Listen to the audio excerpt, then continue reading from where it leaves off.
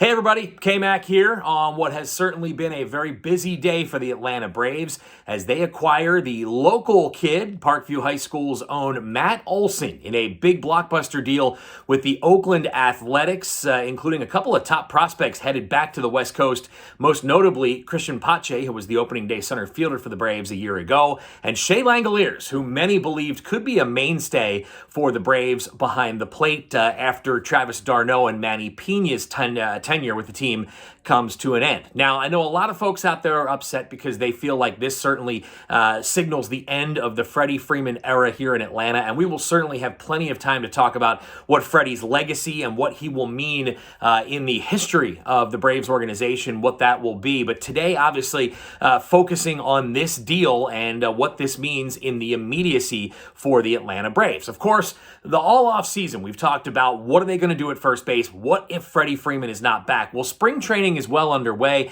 There's 3.5 weeks to go until opening day, and Freddie Freeman's still a free agent. Now, the team has said they wanted to bring Freddie back. Freddie has been vocal about that as well, his desire to stay here in Atlanta. But at some point, the team can't sit around and wait because the worst case scenario in all of this would be Freddie signs with the Dodgers or the Yankees, and whoever doesn't get Freddie goes out and trades for Matt Olson. And then the Braves could be stuck with a really, really sticky situation on their hands. Now, I watched Alex Anthopoulos talk to the media just a short time ago from Northport, and he was as emotional as I have ever seen.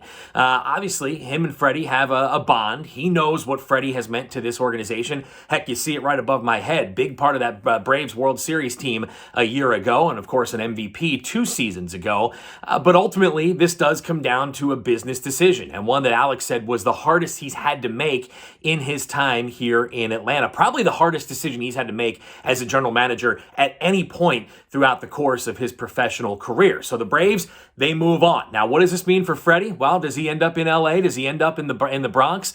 Do other teams get involved? Maybe Tampa, who made a run at Freddie prior to the lockout. What about the Cubs? What about other teams that could be looking for a first baseman? Be very curious to see what happens with Freddie Freeman here moving forward. But again, a tip of the cap for a career that none of us who watched Freddie will ever forget how much impact he made on this team, in this clubhouse. And again, we'll have plenty of time to talk about exactly what that legacy looks like down the road. But again, if you're a Brave fan, Matt Olson, local kid, he's got 2 more years of team control. Now, I've got a feeling the fact the Braves gave up such a big haul in return leads you to believe that there's probably a really strong chance the Braves will make a run at a long-term deal for Olson to stick around more than just 2 more years.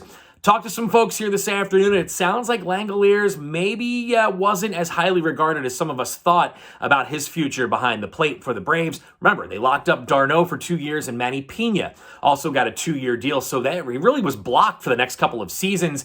And again, Christian Pache, a guy that at times looked overmatched here at the big league level, wishing both of those guys well as they head out to the West Coast. But again, it's an exciting day for the Braves. They know who's going to play first base for them. Matt Olson, 39 home runs a year ago. This guy can mash. Look at his swing. It's pretty. And of course, he's coming back to his hometown team. So lots for him to be excited about as well. Stay with us here on 680 The Fan. Of course, we'll have plenty of time to talk about all the details about this trade and what the Braves do moving forward. Now, interesting to note, Alex did say moments ago that the payroll is going to go up in 2022. What does that mean? What does it mean the Braves still go after a big-time pitcher? What about guys like Eddie Rosario? What about Jorge Soler? Could some of those guys come back? Big pieces of the NLCS and World Series team a year ago. The Braves are going to spend more money. How do they do it? Where do they allocate their resources? We will find out. Time will tell. But they're not done. They're not done making moves. They will continue to do things between now and opening day. Again, 3.5 weeks to go until the start of the new season. So keep it with us here on The Fan. We'll bring you all the very latest as far as what happens with the Braves, what they decide to do, moves they make, and things like that. So again, we'll keep you posted right here on your home of the world champs, The Fan 680, 93.7 FM.